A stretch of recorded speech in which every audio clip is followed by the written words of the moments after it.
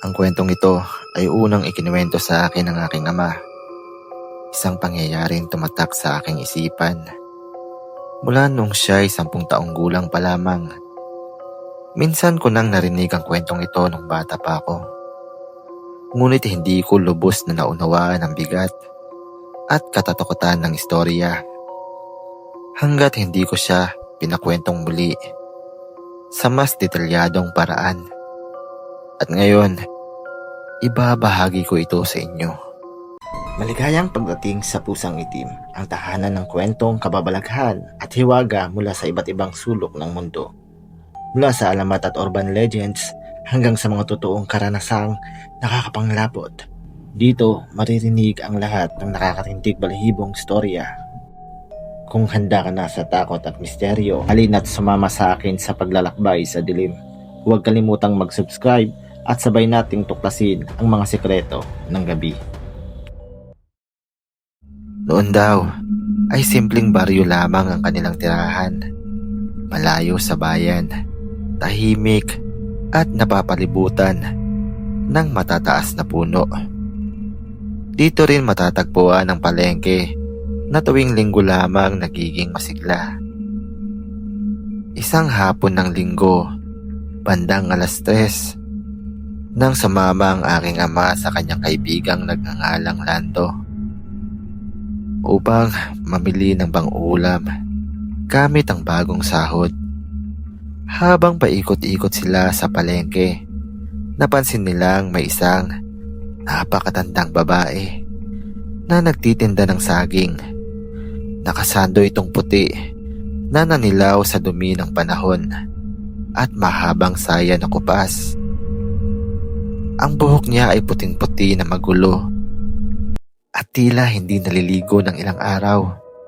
Ngunit ang pinaka-kapansin-pansin ay ang mata nito. Malalaki, mapupula at tila sumusunod ang tingin sa sinuman. Naku po mga apo, pili na kayo o. Alok nito sa kanila habang pilit na ipinapasok ang isang kumpol na maitim na saba sa kamay ng aking ama. Ngunit imbis na matuwa, biglang nagkatinginan ng tatlo at nagtawanan.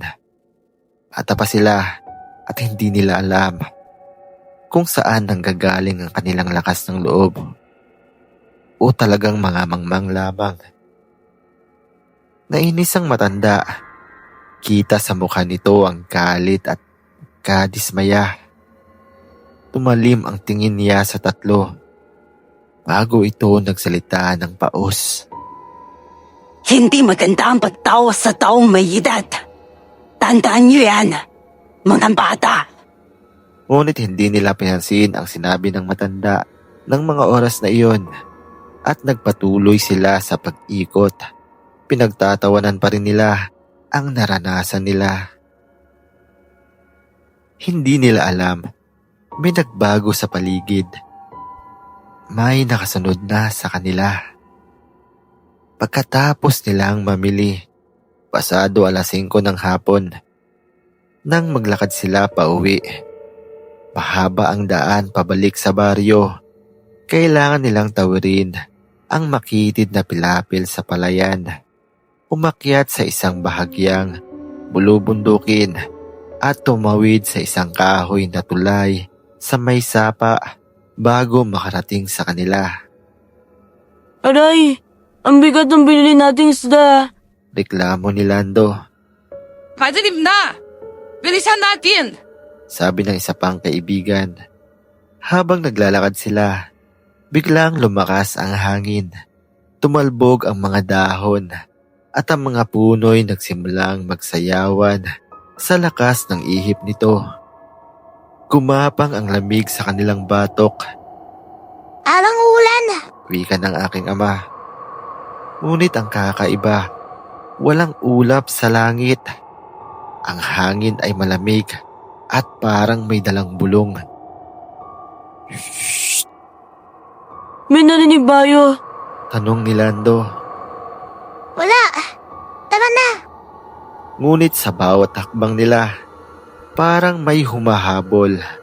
Parang may sumisipol. Parang may nakangiti. Hindi nila makita, pero ramdam nila ang presensya. May aninong sumusunod mula sa likod at nang makarating sila sa tulay na kahoy, doon nagsimula ang tunay na hilakbot. Ang kahoy na tulay ay luma na. May ilang bahagi ng tabla ang bulok na at may mga nakapukol na pako. At sa ibaba nito, ang sapa na bihira ang dumadaloy na tubig. Paglapit nilang tatlo, bigla namang humampas ang malakas na hangin. Napahinto sila. Teka, Minahaw po ba sa ilalim ng tulay? bulong ni Lando. Napatingin sila at doon nila nakita ang matandang nagtitinda ng saging. Nakasabit ito sa ilalim ng tulay. Parang paniki. Nakabaliktad. Nakabitin. Ang buhok nitong mahaba ay nakalambitin pababa. Umaabot halos sa tubig ng sapa. Ang kanyang mga mata, hindi na normal. Mas mapula na kaysa ng una at mas malaki. Parang mata ng hayop na nagugutom. Ang bibig nito ay nakanganga at ang dila ay mahaba na kulay itim. Diyos ko, Bulong ng kaibigan ng ama ko.